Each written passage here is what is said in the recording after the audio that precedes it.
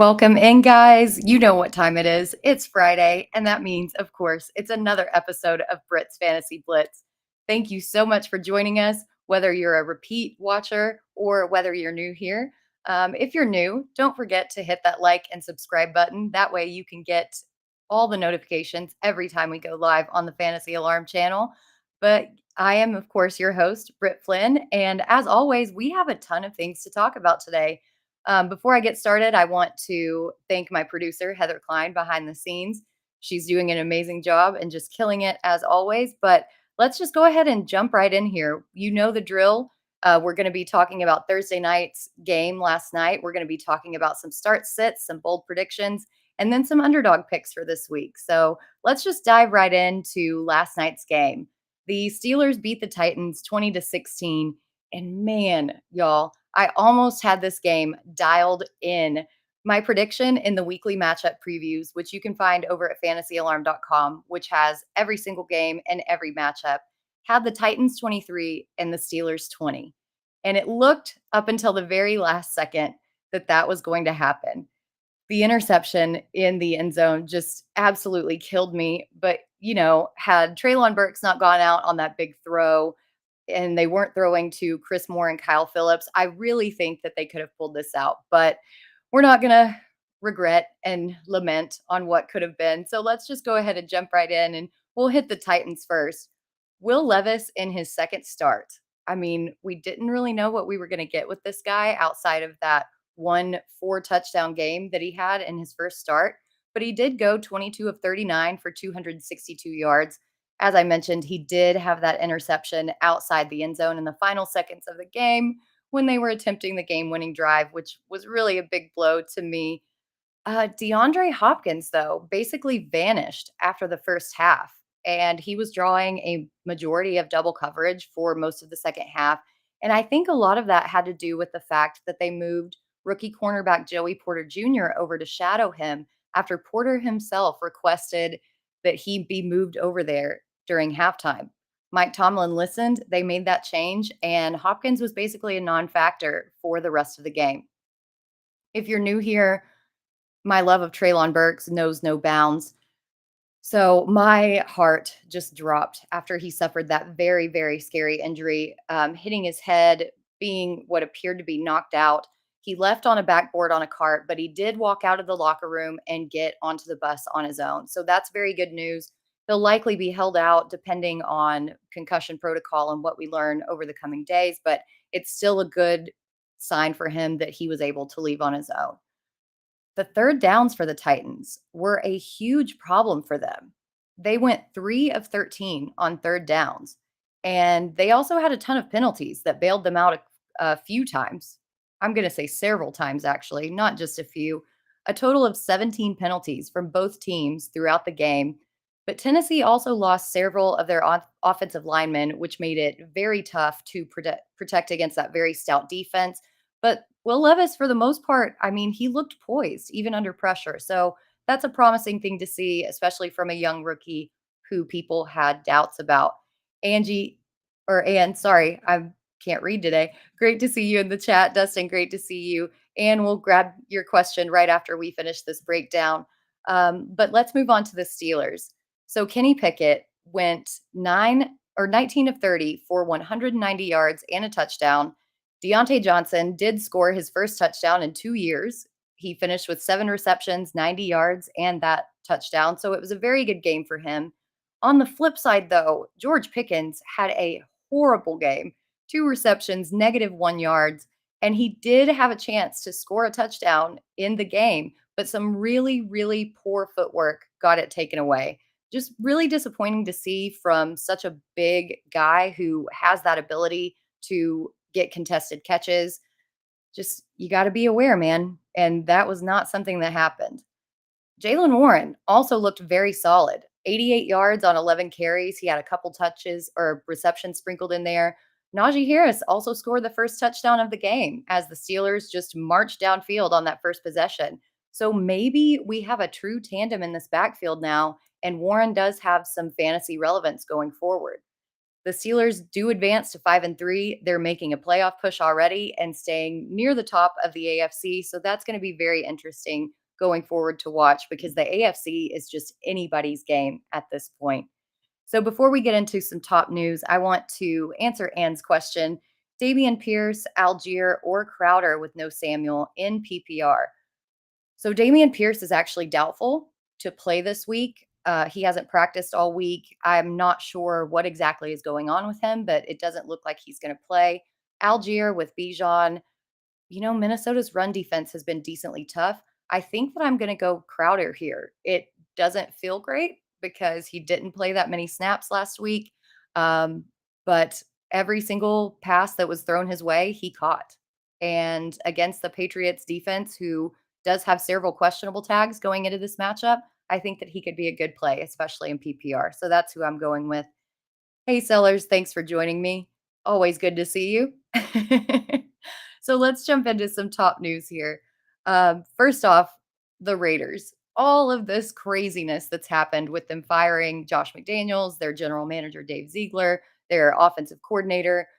Devontae Adams took the podium and said it was time for some sort of change. We know that he's been unhappy with the management, with the play calling, with the coaching, everything. So, my question is, does this mean we finally get some fantasy production out of him, or do all the changes maybe just throw the Raiders into free fall? I'm thinking that the squeaky wheel gets the grease, although I don't know about Aiden O'Connell. He does seem to be a bit of a gunslinger throwing it downfield. Um, but I just don't know about his accuracy. We've only seen one complete game from him. They do have a favorable matchup against the Giants. So fingers crossed, we'll finally get some production out of Adams, but we'll just have to see. Going back to Will Levis and the Titans, Mike Vrabel opened his mouth today and said that he is not committed to Will Levis as the starter if and when Ryan Tannehill is healthy. And my question to him is how? How can you, in good conscience, start Tannehill when he has been so incredibly bad this season? Yes, Levis may need some development. He may need to work on some few things. There were some footwork issues and accuracy issues in last night's game, but at least he showed a little bit of pocket presence. He showed some instinct. Tannehill has shown none of that. Uh, You've got to go with the upside here, right? So, how can you start Tannehill going forward? Maybe this comment was just said so that he wouldn't freak Tannehill out, cause any strife in the locker room. But from a fantasy football and a real life football perspective, you've got to go with Levis going forward. Weather could also be a factor in the Chiefs Dolphins game. Kimmy checks on Good Morning Football this morning is already over in Germany. She said that there is a 70% chance of rain. And even though the roof on the stadium is retractable, she said that it's expected to be open for some stupid reason. Why would you have a retractable roof open during the rain? I don't really get that.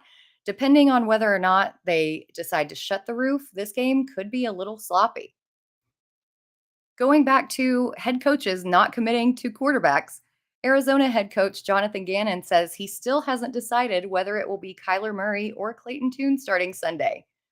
Just make a damn decision. Just make a decision. Kyler Murray has practiced for 3 weeks in full now. There are no restrictions or limitations on him. We haven't really seen Clayton Tune. They are going against the Cleveland Browns.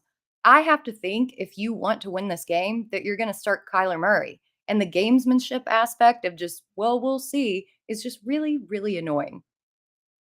In final news, Chuba Hubbard will start over Miles Sanders this Sunday against the Colts. And all I can say is, wow. Wow. Throw your money away. Light it on fire. Pay a guy $6 million. Tell him in the preseason that you want to get him involved in the passing game. And then you let Chuba Hubbard take over. So just wowza. That's my opinion on that. So next up is injury news. As always, it's lengthy. So I'm going to let you guys grab your pen and piece of paper while I hit a couple of these questions in the chat. Jimmy Fingers, great to see you. Brandon Cooks or Jackson Smith and Jigba in place of Josh Palmer. Appreciate you. So I actually think that Brandon Cooks could have a very good game. I think that this is going to go through the air. The Eagles have allowed the most fantasy points to wide receivers. So this could be a very back and forth, high flying passing game. I will say Jackson Smith and Jigba, though, intrigues me because Tyler Lockett and DK Metcalf are both listed as questionable. So keep an eye on that as the weekend progresses. If some news happens where Lockett or Metcalf or both are limited, then I tend to lean Smith and Jigba because he has come on over the past couple weeks. Um, Sellers in the chat, and Levis can take a hit. Yes, that man is big. That man is strong. He is not afraid to get hit and to block. I think he threw a very good block for Derrick Henry on one of those big runs. So it was great to see. That you've got to go with Levis going forward, Vrabel. Come on, just listen to us. Anne in the chat asking, what do we do about Palmer on Monday night? In one league, I could pivot to Conklin. In others, I don't have a Monday night football pivot. I want to know who you have on your team, just disregarding a pivot, because Palmer isn't practicing. He hasn't practiced the past 2 days. I don't think he's going to practice again today. And also, the matchup against the Jets is still very, very bad for him. DJ Reed has only played 2 snaps in the slot. Sauce Gardner's played 0 snaps in the slot. This is going to be a Keenan Allen game while Palmer gets absolutely locked up with the Jets cornerbacks. I would not play him regardless. So if you have another option, please let me know, and I would love to help you out. Chef, great to see you in the chat. Good afternoon, and thank you for the winter look. He also says Sanders is still recovering from the groin injury. Uh, you know, I don't know if he is because he's off the injury report. They said that he's a full go after the bye. So maybe this is just their way of saying we're going to roll with somebody else. I don't really know with Thomas Brown coming in calling the plays. That throws another wrench into the whole situation, but I don't really know what you can expect out of Sanders going forward. Dustin, thank you. Yes, I'm going to get to that in the injury report coming up right now. Brian, before we jump into this injury news, as a flex option, Rice or Downs? Kansas City is going to be a shootout, I believe, and I absolutely agree with you. I am a little bit worried about Javon Holland, Jalen Ramsey, and Xavier Howard all being out there because that is a huge bump in their secondary. But Josh Downs has also been limited, and I'm not sure that he gets all the snaps that he's used to getting. I think that I would still lean Rice here in what should be a very high scoring game. And before we move on, Ann did clarify Palmer or Foreman, Algier or Gallup. Michael Gallup has been getting a decent target share. And again, against the Eagles, they've allowed the most fantasy points to wide receivers. So it might not be the best feeling to put Michael Gallup in your lineup, but I think he's the way to go here. All right, you got your pens, got your paper, got your writing utensils, your notes app. Let's go through some injury news. So Bills head coach Sean McDermott says that he does expect Josh Allen to play Sunday night, which is great because he did not practice Wednesday. He did put in a full practice yesterday, but that shoulder was clearly bothering him last week. He has had, a mini bye to get over it, but the hits that he's taken repeatedly on that same shoulder, you got to wonder if there's something going on with him. So it's Josh Allen. You're playing him if he starts, but he could be a little less effective than we've seen in the past. Darren Waller has already been ruled out for Sunday's game against the Raiders with Wan'Dale Robinson and Saquon Barkley practicing in a limited capacity. Daniel Jones is expected to be the starter this week for the Giants, so at least there's that. We're not getting Tommy DeVito. But in a strange change of positions, kicker Graham Gano is expected to be out after it came out yesterday that he needs surgery on his knee and will be placed on injured reserve. So if you are in a kicker league and are playing Graham Gano, just be aware of that. You might need to pick up a new kicker. Matthew Stafford, as Dustin said, is still listed as day-to-day, hasn't been ruled out against the Packers, but I don't think that he's going to play. That UCL in your thumb, even though it's a mild UCL sprain, you've still got to grip the ball. It affects your accuracy. We saw a UCL, albeit in the elbow last year with Josh Allen. His accuracy was off. Don't trust him even if he does play. Puka Nacua was also limited Thursday, so the hits just keep on coming. In some maybe good news, if you're a Browns fan, Deshaun Watson has been named the starter on Sunday, but I don't know if you can trust him because in that game that he came back and he was evaluated for a concussion, medically cleared, still didn't come back in the game. He got negative points in some formats, in most formats. So we just don't know what we're getting with Deshaun Watson. You hope that you're going to get a good game out of him, seeing as they paid him that much money, but it's just not a good situation in Cleveland. Jonathan Gannon, again, is also being cagey about whether or not Kyler Murray will start, but more than likely it will be Clayton Tune. But there are other Cardinals who weren't seen at Thursday's practice, including wide receiver Michael Wilson and running back Amari DiMercado. So keep an eye on that. Falcons wide receiver Drake London has been ruled out for Sunday. Do we fire up Van Jefferson or Kadero Hodge or neither? Personally, I like Hodge. I feel like Jefferson has been out there anyway and not getting a ton of looks. And when Hodge did come in for London last week, he was crushing it on the deep routes. Against Minnesota with Taylor Heineke's arm, he could be a decent desperation play if you're in a very deep league. DJ Chark was also limited in practice Thursday for the Panthers and will be a game time decision. Justin Fields is likely out for the Bears as he didn't practice again Thursday. For the Packers, running back Aaron Jones and tight end Luke Musgrave were both limited in practice Thursday for the Packers, with Aaron Jones being in a red non contact jersey. So don't really feel good about his chances of playing. And as somebody who had to start him this week with everybody on bye, I'm going to have to go digging through the waiver wire if he is indeed ruled out. Robert Woods is doubtful for the Texans, as is running back Damian Pierce. Colts wide receiver Josh Downs was limited in practice Thursday. The Chiefs also have some issues at running back, with Jerick McKinnon limited and Clyde Edwards-Helaire being ruled out because of an illness. He did not travel with the team. Joshua Palmer, as I said earlier, did not participate in practice Thursday for the Chargers. Monday night game, I would stay far, far away from him if you can. Raheem Mostert is still limited in practice, but they think that he should play, which is good news for the Dolphins. Tyler Lockett and DK Metcalf are listed as questionable for the Seahawks going into Sunday, and Curtis Samuel for the Washington Commanders has been ruled out, perhaps opening the door for Jamison Crowder. So let's run some of these questions real quick. If I can scroll down here. Kyle asks, Singletary over Stevenson this week with Pierce likely out, full PPR. You know, that's a tough decision. I think that we're going to see more Mike Boone mixed in there. I don't think that Singletary completely takes over that backfield. And although Stevenson has been disappointing, Washington did just trade off Montez Sweat and Chase Young. So their already bad run defense just got even worse. So I think I would roll with Stevenson here. Doesn't exactly make you feel the best, but it's week 9. Here's where we are. Ricky, there we go.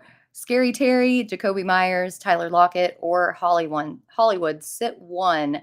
I'm actually going to sit Jacoby Myers. I'll get into it a little bit later, but in that limited snap or sample size that we got, it doesn't look good for Myers with Aiden O'Connell at quarterback. So I'll dig into that as to why a little bit later. Daniel to Daniel for the Giants. Could Bellinger be a top 15 tight end-ish? Maybe, possibly. I just don't really trust him. I don't trust Daniel Jones. I think it's going to be a big Saquon Barkley day.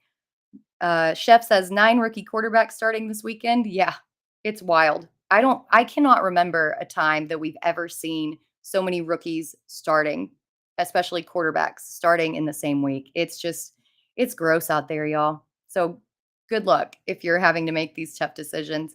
Chef says Tony Jones got promoted to practice squad. That's good to know. Dustin, Joe Mixon, questionable, but 2 full days of practice. Yes, I did get news right before the show that he is expected to play. So no worries there for Mixon. Jimmy Fingers, better tight end play for week 9, Pitts or Schultz. I'm going to go with Kyle Pitts here. I think with Heineke in there that it opens up that passing game a little bit more, although there is the caveat that you can never, ever trust Arthur Smith.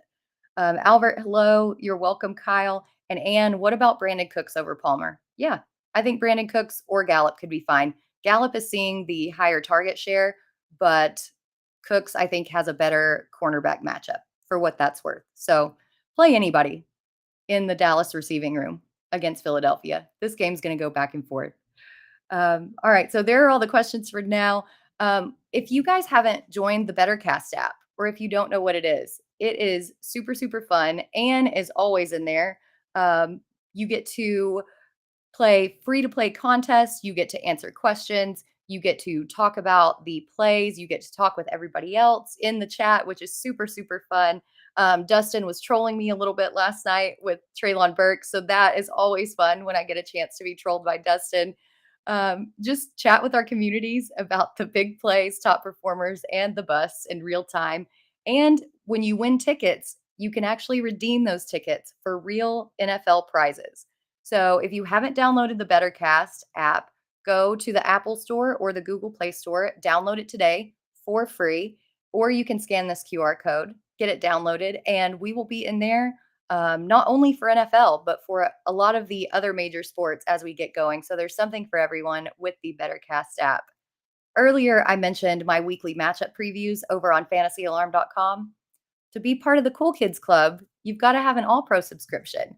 So to get that, go to fantasyalarm.com/allpro to sign up today or scan the QR code. We are also currently running $100 off our annual subscription. If you go to fantasyalarm.com/lock and use promo code lock, you get 60% off all of our content for an entire year. That's our lineup generator, all sports, all of our articles, all of our tools, access to our Discord where you can talk to everybody in the channels about every single sport. So it comes out to around $16 a month. This is the last day, by the way, that we are running this promo. So make sure that you jump on that and you get access for an entire year. That's fantasyalarm.com/lock or scan the QR code. All right, guys, we've already hit a couple of these stardom situms in the chat, but we'll continue to do that.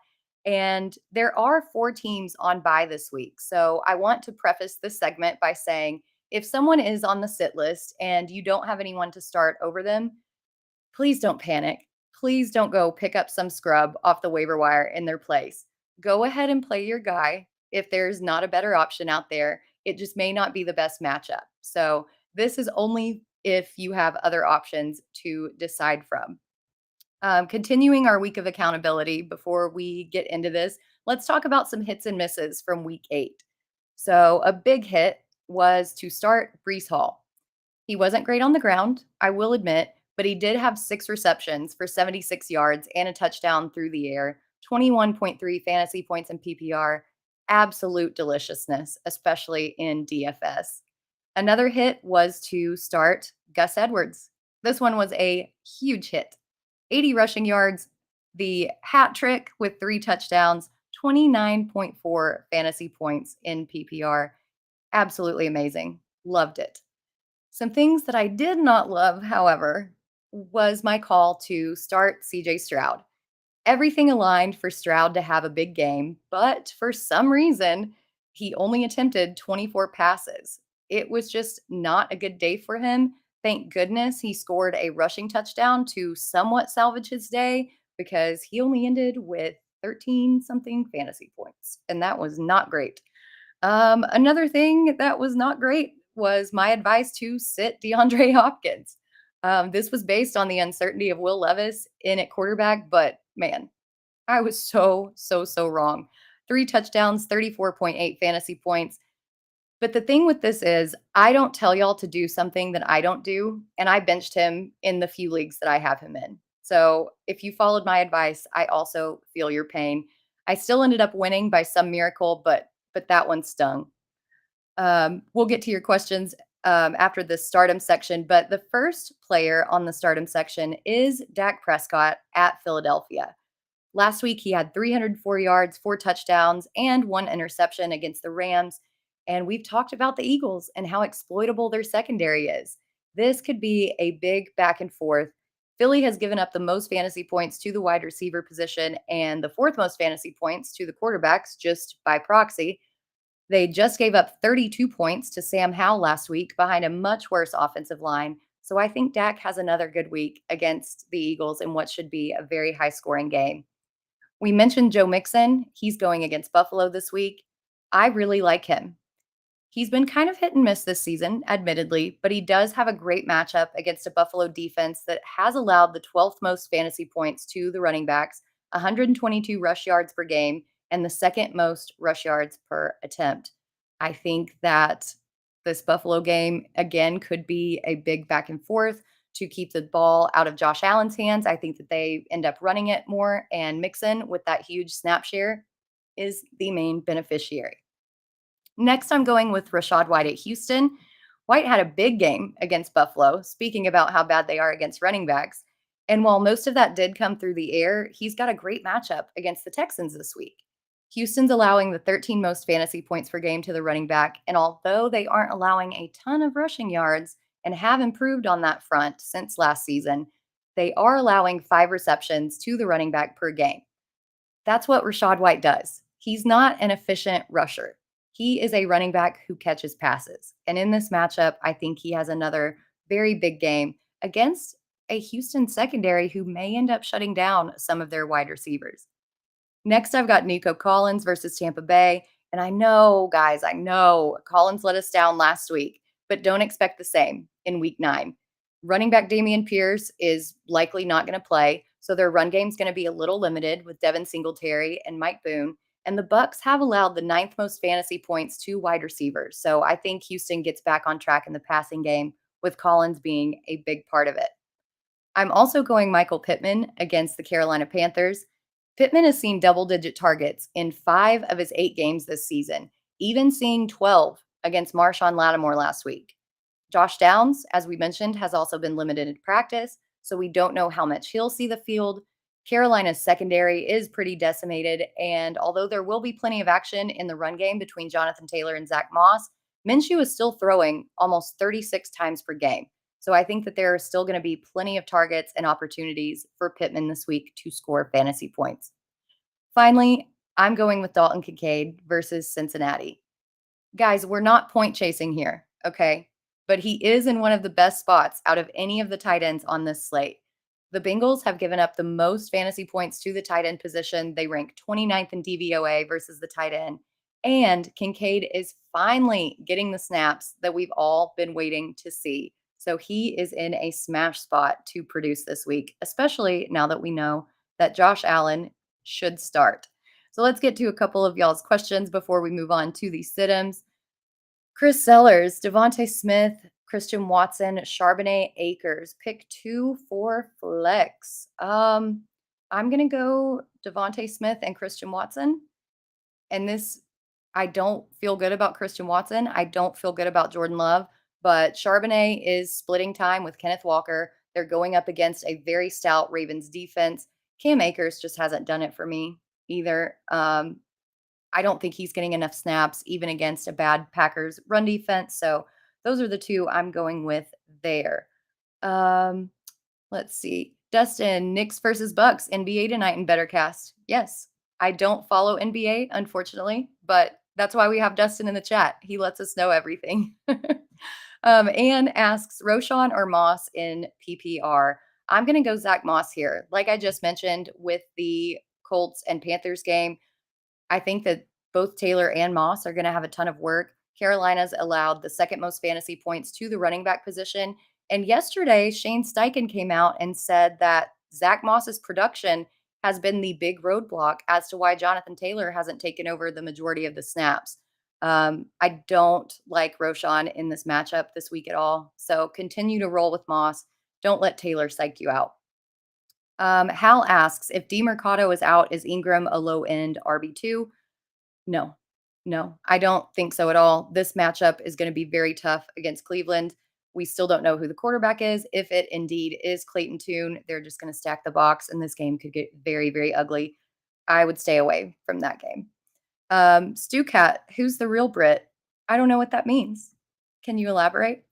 Because I think it's me. Chef says, so no Pierce. Would you start Keaton Mitchell, Brian Robinson, or Madison? I think I am going to go with Madison here. Don't feel great about it, but I can't trust Mitchell, and Robinson has pretty much fallen off a cliff, and we'll get into that why. Dustin says Kyler is throwing with the 3s at practice, so yeah. Jonathan Gannon, Take your coach speak and shove it, okay? Just take it. Um, I keep losing my scroller, so I apologize for that. Um, TBS, Hal asking the 2 quarterbacks in Arizona. Okay, cool. Think we got through that all right. So let's jump into the sit-ems for this week. First off, Mac Jones versus Washington. So look, I know that the quarterback situation is dicey at best with all the injuries to the position. But if you do have another option, I would not start Mac Jones this week. He has been mentioned as a streaming option against the Commanders since they shipped off Montez Sweat and Chase Young, but he did just lose his wide receiver one in Kendrick Bourne. And although Demario Douglas has emerged, I don't think that Mac is anything special this week.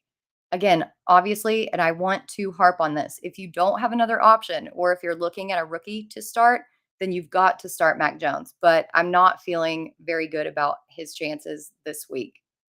Next is Donta Foreman versus New Orleans.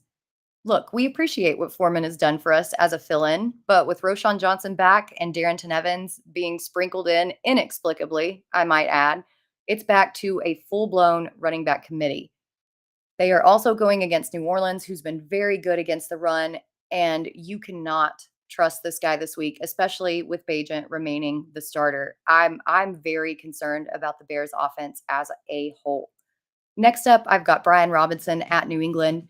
And as I mentioned, after a great start to the season, Robinson and the Commanders' run game has just completely fallen off. In 3 out of the last 5 games, Robinson has only scored single digit points, and the Patriots' run defense actually has been pretty solid. They're allowing the second fewest yards per attempt, and they do rank seventh in rush DVOA. I think that this will be much more of a Sam Howell passing game where Robinson sees limited touches. So I'm avoiding him if I can.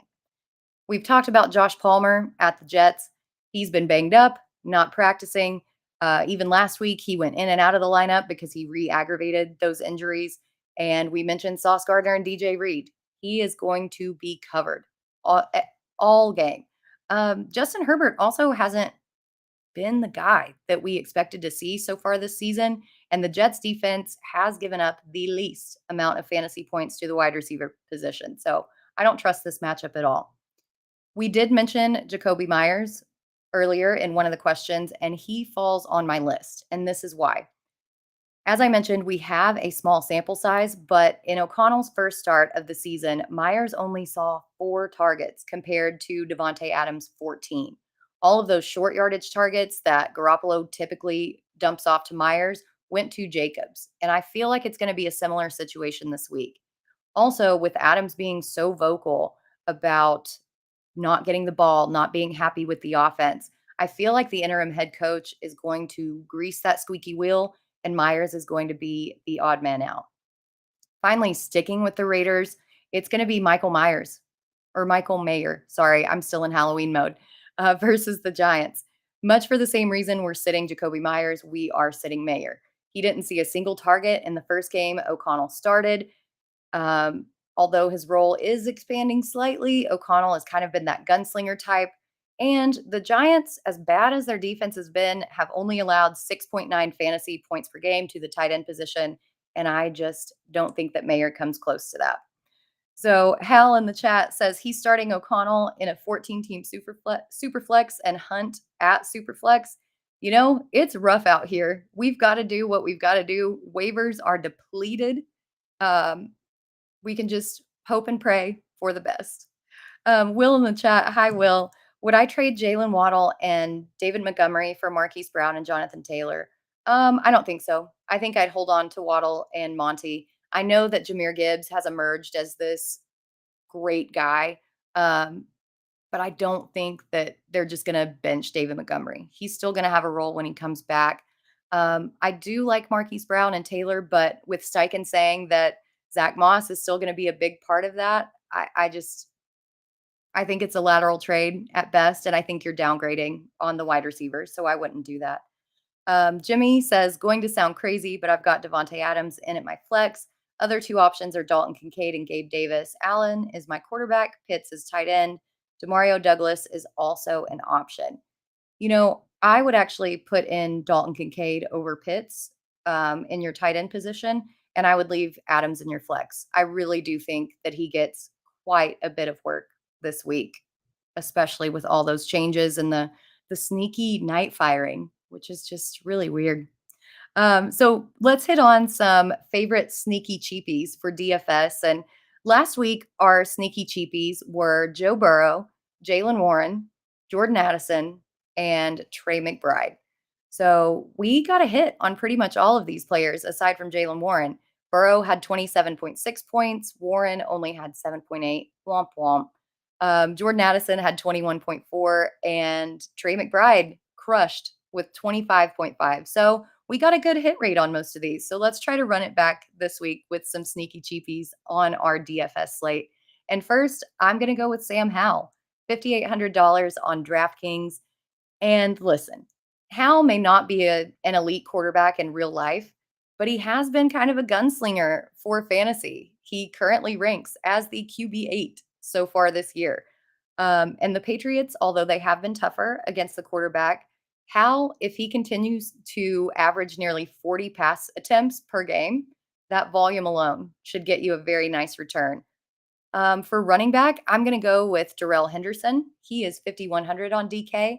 And sure, the Rams' backfield may still be a split between Henderson and Royce Freeman, but those targets that Henderson is seeing really give him a little more upside here. And with Brett Ripien likely starting, there may be a ton of checkdowns. The Packers are also very soft against the run. They're allowing the seventh most fantasy points to the running back position, as well as 6 receptions per game. So if Henderson continues to be that guy who gets the pass catching work, I really, really like his chances this week. Also, last week, he got downed at the 1 yard line, and then Freeman came in and vultured that touchdown. His stat line last week could have been a lot higher. Next, for my wide receiver, I am going to go Demario Douglas, who is only $4,000 on DraftKings. With Kendrick Bourne out for the season, Douglas has made a play as the wide receiver one on the Patriots. The past 2 weeks, he's seen 11 targets. The Commanders' secondary is not good.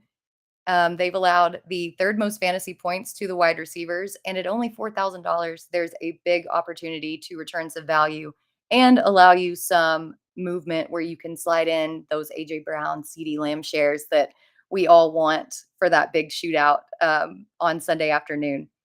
Finally, at tight end, I'm going to go with Luke Musgrave, 3,300 on DraftKings. And this could change based on practice reports today because he has been limited. But Musgrave has been fairly solid this season. The Rams have also been pretty bad against the tight end. They've allowed the fifth most fantasy points to the tight end position. They rank 30th in DVOA. Their secondary can be good-ish, although they weren't last week against Dallas.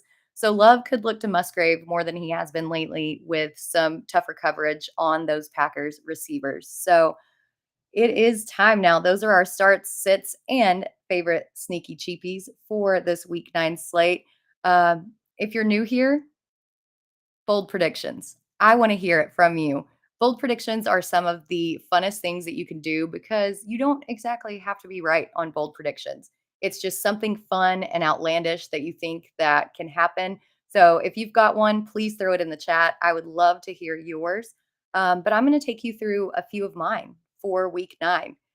So I do want to talk about some accountability first because that's what we like to do when we get into this.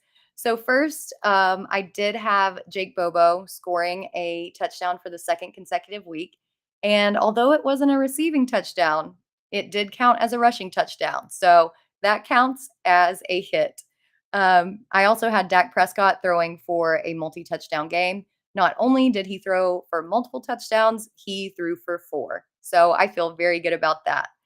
What I don't feel good about is the Chicago Bears call against the Los Angeles Chargers. Maybe I just got a little too sucked in to the Tyson Bagent hype and the matchup, but whatever it was, they got destroyed. So not a good look. I also had Michael Mayer scoring his first touchdown, but he and the Raiders just looked horrible. So what are you going to do?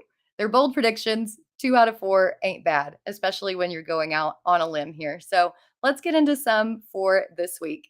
First off, I've got that the Dolphins get the first win over an opponent with a 500 or better record since week 3 of last season. And this is going out on a limb, okay? Because Patrick Mahomes' record after a loss is 14-3, and his record after a loss in the double digits is 2-0. So I feel like I'm really going out on a limb here. The Chiefs are favored in this game, but I think that the Dolphins are being overlooked, especially in their secondary. We mentioned earlier Javon Holland, Jalen Ramsey, Xavier Howard. Also, the travel issues. The Dolphins are already in Germany. The Chiefs didn't leave until last night and just arrived this morning. And guys, it is also a Tyreek Hill revenge game. Why are we not hearing more about this revenge game? So I think we see an upset early Sunday morning, and the Dolphins put everyone on notice as one of the teams to beat in the AFC. Next, I have that Bijan Robinson gets his second consecutive rushing touchdown as Arthur Smith finally decides to let the Ferrari out of the garage.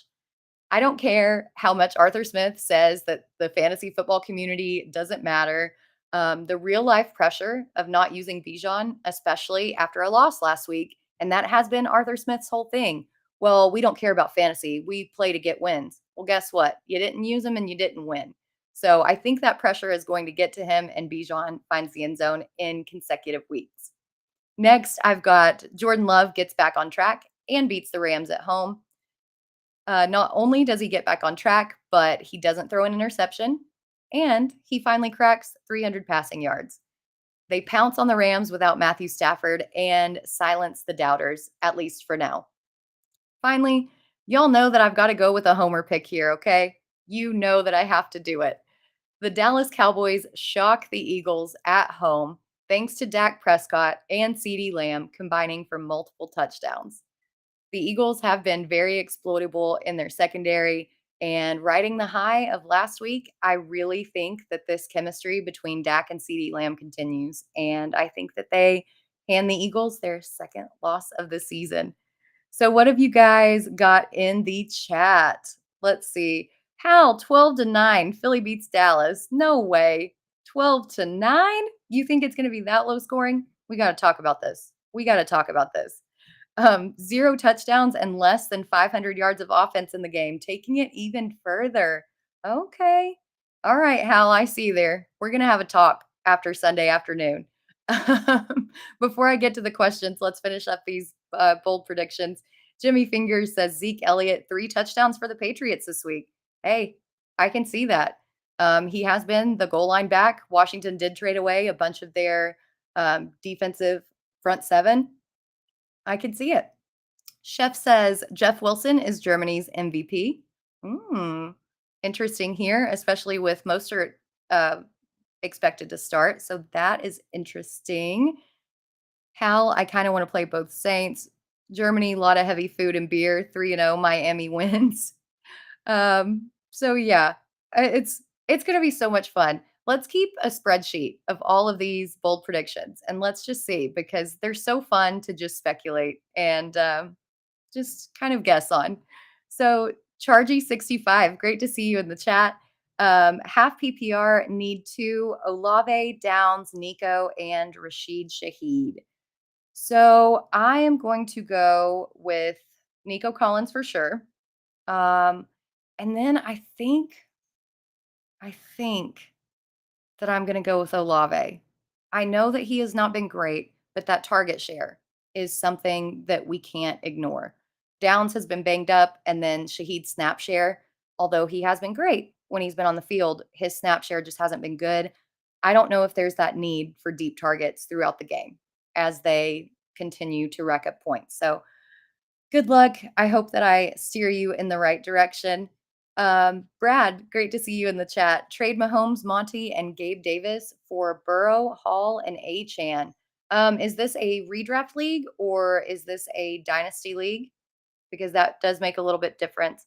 I'm assuming that it is a redraft league. You know, I think I would go the Burrow, Hall, and Achane route. Achane scheduled to come back after the Dolphins bye in week 10. I think that that league winner neon light sign is still flashing above him. And Mahomes hasn't necessarily been the guy that we've expected out of him this year. So I like that trade. Guys, let us know what you think about that trade in the chat. Um, Sorry, my scroller is acting up on me again. I apologize for that, guys. Blair, great to see you. I know this question was answered in the last stream, but would I start Stevenson or Hubbard this week? I'm going to start Hubbard. I just Stevenson has an okay matchup, but the Patriots offense as a whole just hasn't been that super explosive. I know neither have the Panthers, but Hubbard definitely has a hold on this backfield, whereas Zeke is kind of getting the goal line touches in New England. So I think I would stick with Hubbard there. One final bold prediction. Hal O'Connell, 4 touchdowns, 1 interception, and 350 yards. Okay. All right. I like this. Um, tweet me those bold predictions if you have any more throughout the week. I absolutely love hearing them. And one final question before we move on to our underdog picks of the day. Hal says, would I stash Sanders if he was dropped in your league? I mean, you can stash him. I don't necessarily think that it's going to get you anywhere, but I could be wrong. And if I am wrong, then you've got, a starting caliber running back going into the playoffs. So, yeah, depending on who's on your roster, I think I would stash him. Definitely not expecting to play him anytime soon, though. So, as you guys know, Britt's Fantasy Blitz is sponsored by Underdog Fantasy. And Underdog Fantasy offers new contests and chances to win every single day. You can play their pick'em contest by choosing higher or lower on 2 to 5 of your favorite players' stats. And the more you pick, the more you can win. You can choose from MLB, NFL, PGA, all kinds of sports all over the place. And you can even combine sports within your pick. Underdog Fantasy also offers daily drafts with leagues ranging from 2 to 12 players. And now there is a brand new way to play Underdog Fantasy. You can make your picks during the game with an in-game pick'em, and all you need to do to make your picks at Underdog is to sign up at fantasyalarm.com/underdog with promo code alarm or scan the QR code that's on the screen. First-time depositors get a 100% deposit match up to $500, y'all. $500. That's for a limited time. We don't know how long that's going to last, so make sure that you jump on that. And again, that's fantasyalarm.com/underdog, promo code alarm, or scan that QR code. Underdog is also giving away $2 million this NFL season by introducing $100,000 Sundays. So each week, a $100,000 pot will be up for grabs to those who submit a pick'em entry with the designated player. This week, it's changing to $10 to 10,000 different winners. And this week's player is Alvin Kamara with a stat of 92.5 total yards. I am going higher here, as he has gone higher than that in every game but one this season. So I absolutely love that. Alvin Kamara, higher for your chance to enter in the Sunday contest. But of course, you guys want to make your picks before the game too. So let's talk about a few others that are available for week 9. We did have a good week last week, going 5 out of 7, and we only missed Christian Kirk's stat by a half a catch. So we're pretty spot on. So let's get the streak going here. First, I've got Gus Edwards, 12.5 rushing attempts. I'm going to go higher. He's had 19, 14, and 16 over the past 3 games.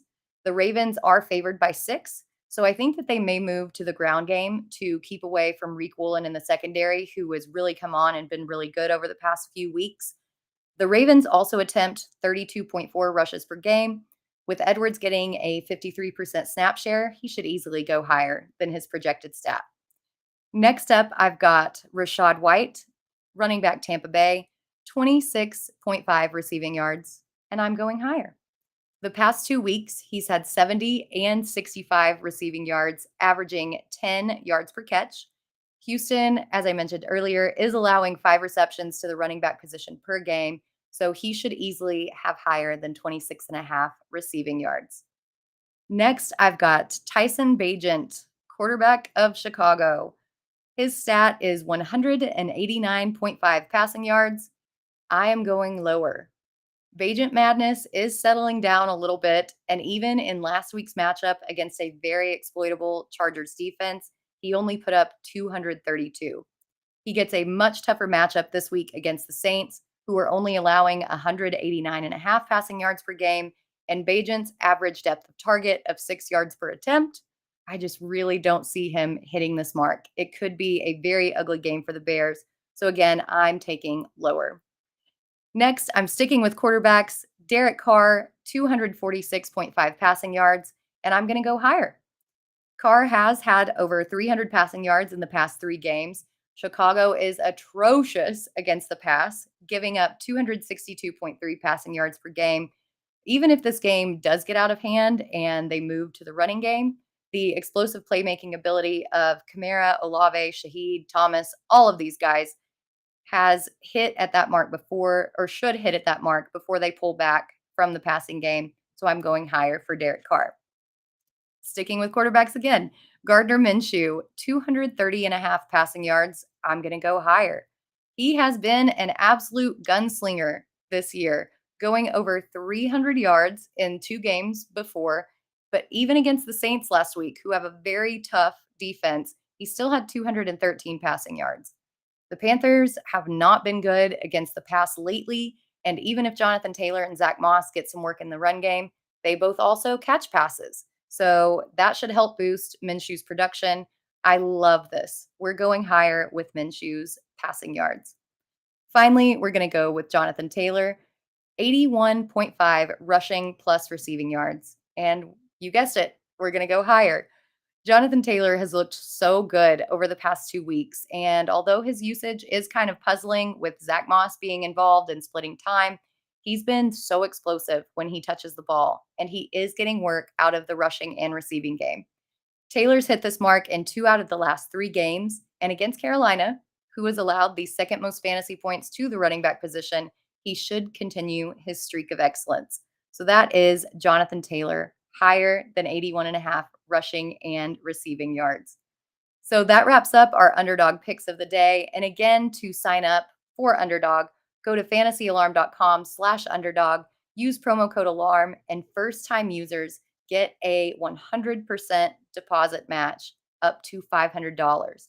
Along with these pick'em contests, they're running weekly contests, battle royales. They are running in-game pick'ems, all kinds of things. There's something for everyone on Underdog. So get on over there and check it out. Dustin just dropped a bomb in the chat saying that Zach Moss did not practice Friday with a heel injury. So that is not good. It's never good when somebody shows up on the injury report late in the week. We don't like that at all. I am losing my scroller because it is the same color as the chat. So I apologize again for that. But yeah, fire up JT. You've got to fire up JT. That's going to change some things. Just disregard everything I said. The Bears, apparently, according to Chef, are making a playoff run with Montez Sweat. Pretty sure you made yourself sick typing that, though. Chicago's big situation was their bad defense. That's what caused them to lose the Broncos game. So I don't know. Maybe if they get some pressure on some quarterbacks, they can kind of rebound. And with the NFC North, it's not looking that great. There's always that possibility. So we'll see. I hope you don't get sick. Hal, before we go, or if you guys have any more questions in the chat before we get out of here, please throw them in there. Would love to answer those for you. Hal says he needs Achane to come back and be his RB2 so you can stop worrying about Sanders. But good news for you is that he should come back after that week 10 bye. So I think he's cleared to go. He traveled with the team. He's in Germany. We've kind of seen some videos of him out there practicing. So yeah, he should be back. That'll be great.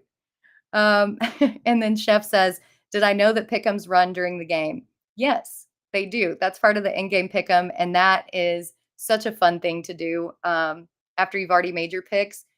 If somebody goes out, don't worry about it. Just go in there and make an in-game pick'em. So that's also great. Hal asks, Shakir or Mingo in a PPR this week? I'm going to go Shakir. I just like his explosive playmaking ability better and his quarterback better.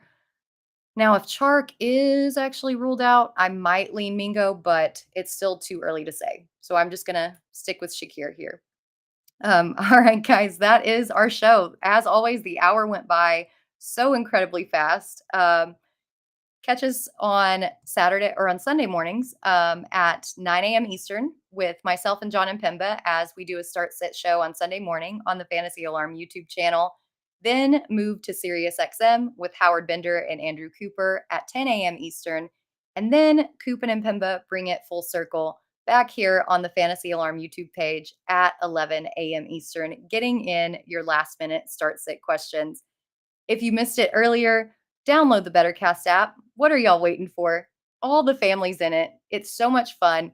You can chat with our community, you can guess questions, both trivia and what the next plays will be, who's going to win, all kinds of things.